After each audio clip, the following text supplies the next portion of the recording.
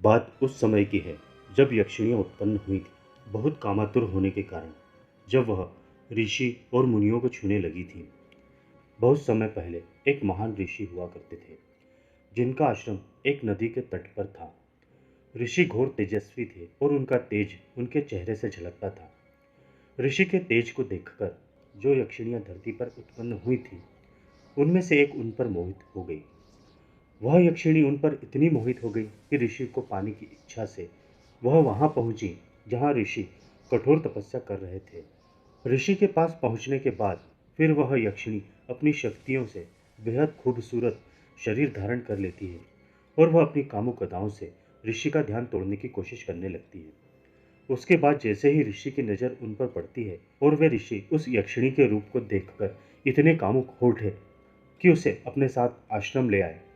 उसके बाद ऋषि उस यक्षिणी के सौंदर्य में इतना खो गए कि कई वर्षों तक उसके साथ संभोग करते रहे। एक दिन उस यक्षिणी ने ऋषि से कहा, हे ऋषि, अब मैं वापस जाना चाहती हूँ, इसलिए आप मुझे अब जाने की आज्ञा दीजिए। पर वह यक्षिणी कुछ और ही चाहती थी।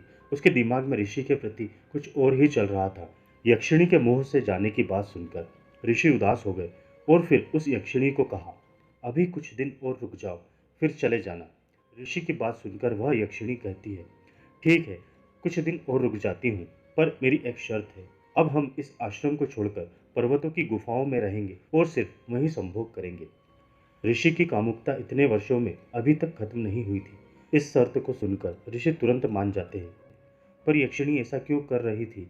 क्यों आश्रम को छोड़कर पर्वतों की गुफाओं में रहने और संभोग करने के लिए कह रही थी? यह विचार ऋषि के दिमाग में घूम रहे थे। फिर ऋषि और उस यक्षिणी ने अगले कई वर्षों तक पर्वतों की गुफाओं में भोग विलास किया।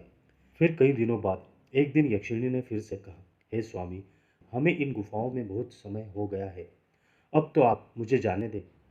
अभी भी वह यक्षिणी ऋषि के मन की बात जानने की कोशिश कर रही थी कि वह उसे जाने देंगे या नहीं, पर अभी भी उस यक्षिणी के मन में कुछ और ही चल रहा था। अब ऋषि ने उस यक्षिणी से क्या कहा और यक्षिणी के मन में क्या चल रहा है, क्योंकि यक्षिणी ऋषि के शरीर को पाने के उद्देश्य से आई थी, वह तो पूर्ण हो चुका था।